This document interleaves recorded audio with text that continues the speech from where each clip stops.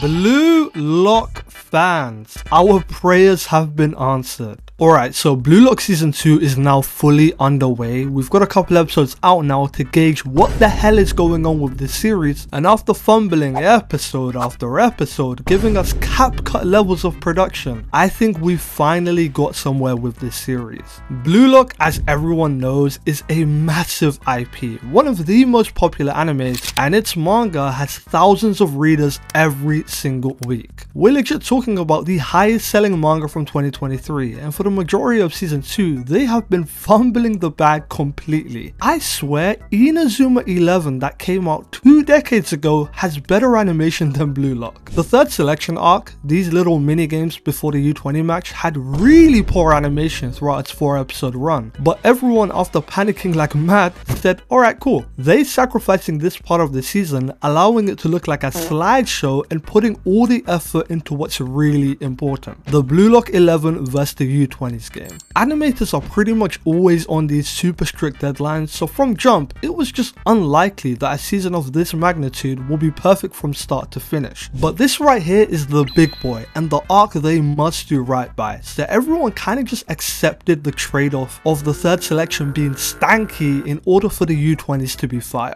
But after seeing the start of the match and the players walking out, I was convinced that it was completely over. My hope for everything was in the mud, especially after seeing the side-by-side comparisons with the manga that people were posting. That kind of just put the nail in the coffin for me, but also I remember checking out the trailer they dropped for the U20 game, and usually in a trailer, right, you see the best of what's to come, a short little clip that's meant to gas you up for the next arc, and more times than not includes some really nice cuts of animation. Yeah, well, this trailer had none of that, and in fact drained everyone's copium to damn near zero. You know your series is pretty much cooked when even the Japanese comments are violating the animation. This is a complete PowerPoint animation. This is definitely a still image. It looks like a picture story show. Bro, some of these comments genuinely made me laugh a bit because it was the cold truth about what's happening here. Blue Lock Season 2, what everyone was waiting for, didn't get the production quality it deserved. And instead of super dynamic, cool ass movement of characters doing rainbow flicks and roulettes, we getting motherfuckers sliding across the screen with some basic smoke screen shrouding their body. So yeah, the trailer got a big old thumbs down from the community because it pretty much confirmed that the U20 game will not be good. But the hopium tank still had about 2% left. That may be me talking like a crazy person and having blind faith, but I just refuse to acknowledge that they'd ruined such a dope arc that legit everyone who read loved. If you read this arc and you didn't like it, I simply can't trust you. That's how good this shit is. But with episode 6, we was finally here. The big U20 match kicked off, which in my opinion is one of the greatest arcs in sports manga history. An arc that has thrilling action, incredible hype, and apparently CGI Bachira cooking players with a skill move. Bro, are you seeing these 2 frames of Bachira beating his man one-on-one? This was the most dynamic scene in Blue Lock so far, and it only took like a second of movement to be this good. Nah, all jokes aside, the animation quality didn't change too much, but from the first 3-ish minutes of the game we got in this episode, you could tell something was slightly different. It was still PNG-like, the movement wasn't too crazy, but after IQ cleared that ball, I was like, hold on, they might be cooking here. Maybe it was this light-skinned ass look from IQ, but the production committee were finally giving us glimpses of a good adaptation and restoring the feeling we used to have with Blue Lock. Man, I used to pray for times like these. Seeing Bachira fry someone with a skill move and link up with Isagi was just too cool, and luckily for us, the quality of the episode drastically increased with the following one. When that moment took place, that now fully convinced me that at least for the big moments, they will do this arc justice. But before I get into my goat Nagi cooking, we gotta talk about the end of third selection. I really didn't expect to see Kisei from Kuroko no Basket in Blue Lock, but here we are. Ryo, after looking washed as hell just like Isagi was in the first 2 episodes, had to lock in and prove his worth.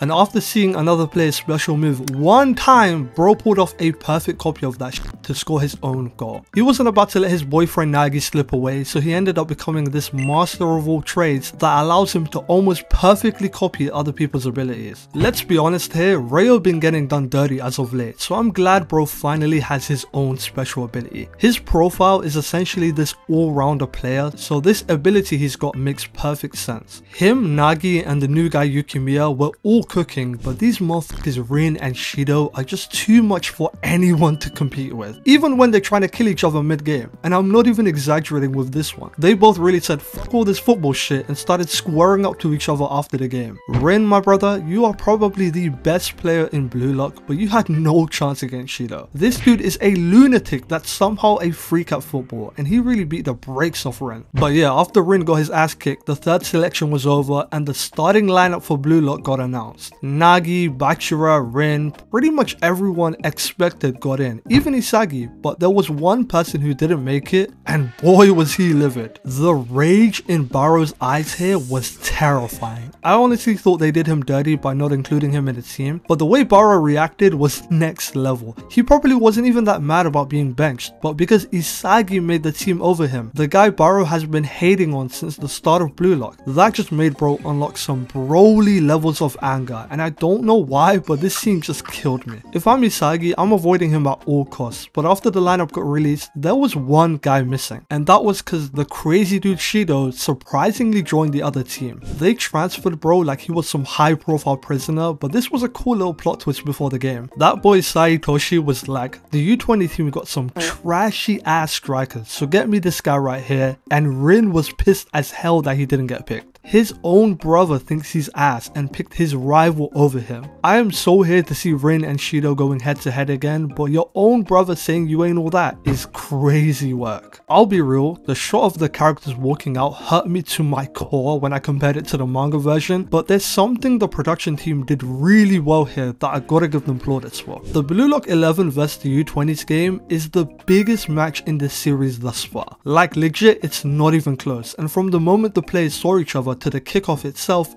everything was perfect. They got the atmosphere and the scale of everything down pat, and whilst the characters were walking out, there was barely any dialogue, only background noise from the crowd, and you could physically feel the pressure of the moment through the screen, which I thought was really cool. If you know anything about football, atmosphere plays a huge part in how games play out, so I'm glad they put effort into the scene. The quality of the season was actually good for the first time in like forever, and after watching episode 7, it seems like it's only getting better from here. Episode 7 is where the match really kicked off, and we got some huge moments in here. The Blue Lock 11 were getting exposed at the beginning. IQ basically had the entire attack in a chokehold, and on the other side of the pitch, good lord, Saitoshi was cooking them. Isagi really went from Karasu and the ninja guy to this freak of a player, and he was shredding the Blue Lock team. The crowd was glazing every little thing this man done, but honestly, I can't even blame them. He was putting out a show out there and lobbed the ball perfectly for his teammate who messes up the easy shot.